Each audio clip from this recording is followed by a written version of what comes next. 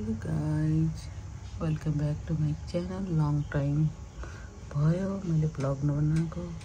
अब तपाईँलाई नवदुर्गाको विजयादशमीको धेरै धेरै मङ्गलमय शुभकामना। आज जस टिकाको बिहान यहाँ फुलहरू सफा गर्दैछु। बासी फुलहरू हटाइसकेको छु। अब मेरो जमरा यस्तो राम्रो भएछ। घरहरू चाटचुट मिलाइसकेको छु। बाहिर यस्तो छ भ्यू।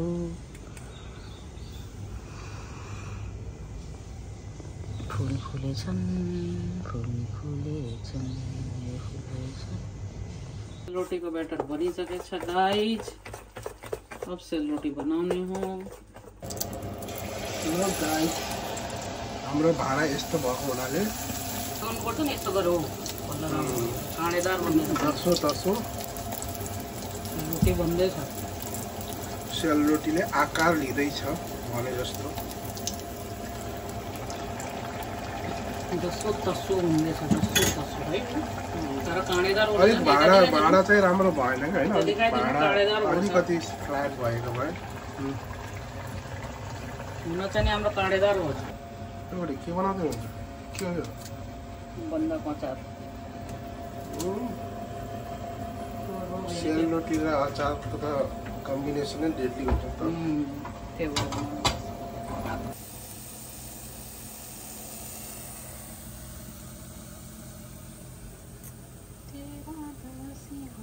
रोस्ट हुँदैछ मासु। अब यसलाई हल्का रोस्ट खाने, हल्का चिकन राइससँग मिसाएर बिरयानी टाइपको बनाउने। एउटा इन्स्ट्यान्ट के बनाउँदै हुन्छ यस्तो? बिरयानी दही सही हालिसकेको छु। टमाटर अब यसलाई ग्रेभी बनाएर यो फ्राई छ। यो इन्स्टेन्ट बन्ने होला। फ्राई छ। अब फ्राईलाई मासुमा हल्का ग्रेभीमा गर्ने बित्तिकै राइस हालेर बस त्यसपछि दम दिए हाम्रो तयार भइसकेको छ। अचार, मिठाई और फापडा। नयाँ हो यो, जेठालाल की फापडा भने जस्तै। अरे बुढीलाई गिफ्ट पनि आइसकेको छ। टिका, दसैँको टिका बनाऊ। चाहिने भन्दा जाँदै रातो भएको अवस्था। बङ्गाली स्टाइलले आलु पनि। बिरयानीमा आलु हाल्छ बुढो।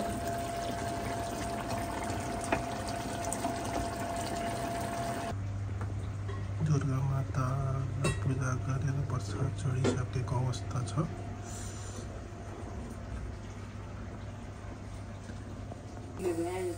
के मिस्टेक भए पार, कटबट भए पार माफ गर्नु होला। विदेशमा जस्तो सक्दो गरेको छौँ।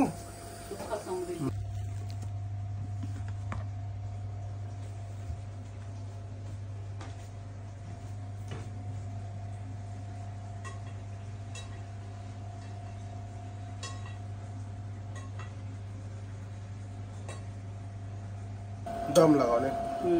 थोड़ा सा दम लगायो भने अनि त्यो जिर्ने बेलामा त्यो ग्रेभीसँग जिर्नुपर्छ। अब यो ग्रेभी टाँसिन्छ नि तल। त्यसै के राइस जल्दैन कि मलाई यही राम्रो।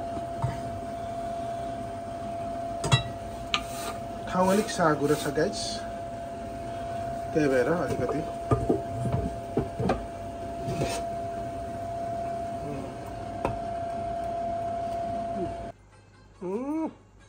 हिरोनी पनि तयार भइसक्यो।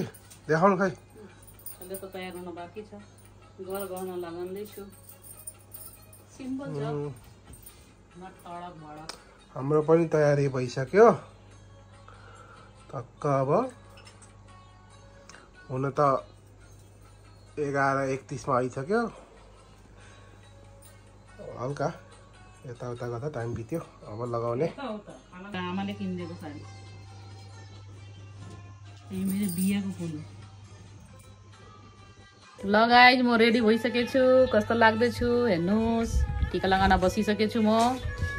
यता कुमार गहा मेरो अगाडि बस्नुभएको छ।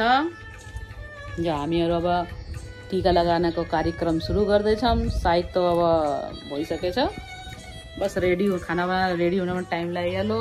हाम्रो कुमार गाहा यहाँ हुनुहुन्छ, मेरो लागि गिफ्ट पनि लिएर आउनुभएको छ। ह्याप्पी दसैँ भनिदिनु। ह्याप्पी दसैँ सबैजनालाई। अब हामी टीका लगाएपछि देखिन्छौँ कस्तो छ निधारभरि रातो टीका र जमरापछि। By by. सुख रहे, स्वस्थ रहे, भगवानले सबै पुरा गरिदिए। राम्रो राम्रो आशीर्वाद दिनुहोस्, मुख बन्द नगर्नुहोस्। छिटै अहिले टप्काउनु न, चपचप औलाले यसो गर्नु न। आज तर यो जमरा यो टिका यस्तै हुनुपर्छ भयो थाहा छ। मान्छेले यस्तो यस्तो गरेर चप्कान्छ, चप्काइदिनु कि यहाँ चुन्दैन मेरो। ठुलो गिफ्ट छ।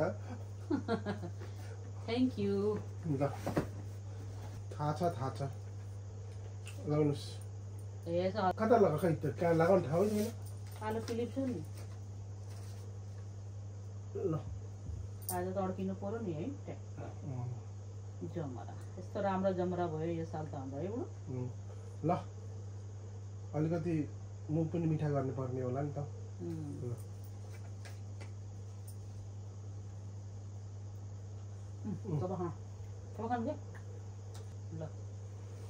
अलिकति लगाइदिनु। यति त लगाइदिन्छु, 5000 लगाउनु खै हुन्छ कि हुँदैन? हुन्छ के, कस्तो कुरा, कोही छैन त के गर्नु। आफैले लगाउनु नि त लगाउनु आफै। ल दुर्गा भवानीले सधैँ तपाईँको रक्षा गरून्। ल कति नि यही तपाईँ दिनु होइन क्या, तपाईँ टिका मात्रै लगाइदिनु। नि खाली हात के दिनु, यो सब मलाई दिनु त। यो पैसा किन राखेको त? यो त स्टाइलले राखेको नि। यस्तो यार म खुट्टा ढोक्छु। के मलाई मिठाई खुलाउनु हुन्न? मिठाईको लोभीले मिठाई पो हेरेर बसेर रहेछ।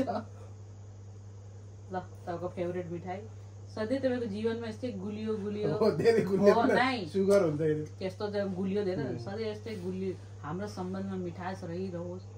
लडाइँ झगडा भए पनि नलडी न सल्भ गरे। लडाइँ झगडा सुन्नु न मेरो कुरा, लडाइँ झगडा भए पनि हामी सुत्ने अघि सब चिज सल्भ आउट गरेर मात्रै सुत्ने, धेरै लडाइँ झगडा नगर्ने। हमेसा यस्तै मिठास रहिरह हाम्रो सम्बन्धमा। खट्टो पिरो मिठो त हुनै पर्यो नि यार, चटपटी रहन्छ तब न जिन्दगी यार।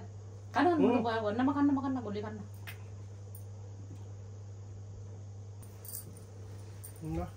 राम्रो होस्, सीताको सबै कुरा होस्, भगवानले सधैँ साथ रहोस्।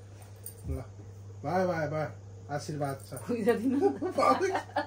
के जे गरेर पैसा दिने हो। ल गाइज हाम्रो दसैँ टिका भइसक्यो, हामी लगाइसक्यौँ, दक्षिणा पाइसक्यौँ। मेन कुरा त्यही हो।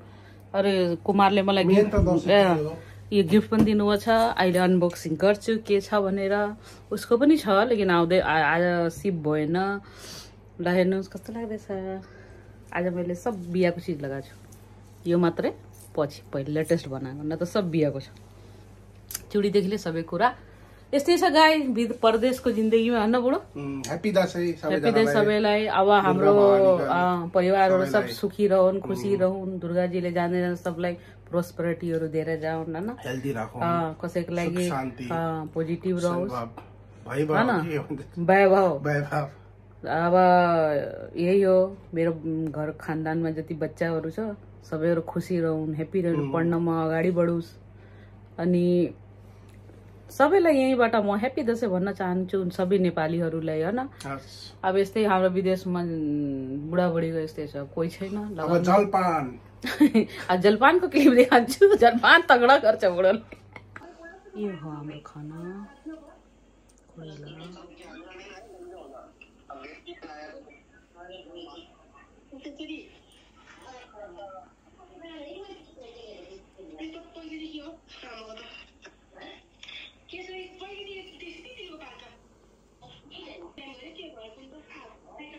ल गाइज अब खानपिन सकियो। हाम्रो त्यो गिफ्ट अनबक्सिङ गर्न बाँकी छ, गरेको छैन। टिका टाका लगाएर खाइपिए गरेर हालत यस्तो भयो। साडी बन्दिसक्यो। राम्रोसँग बस्नु होला। यही हो हाम्रो दसैँ। तपाईँलाई दसैँको वन्स अगेन धेरै धेरै शुभकामना। हस्त धन्यवाद। Stay safe, stay healthy. मेरो बहिनीलाई नर्वेमा बस्ने बहिनी आलु आराध्यलाई पनि ज्वाइँलाई पनि धेरै धेरै शुभकामना। तिनीहरू पनि विदेशमा बस्छन्। विदेशमा बस्नेलाई धेरै गाह्रो हुन्छ गाइज। By by. हेर्न सक्नुहुन्छ गाइज, मैले आफ्नो दसैँको गिफ्ट पनि अनबक्सिङ गरिसकेँ। यो हो मेरो गिफ्ट, न्यू ब्यालेन्सको new shoes, because I love New balance.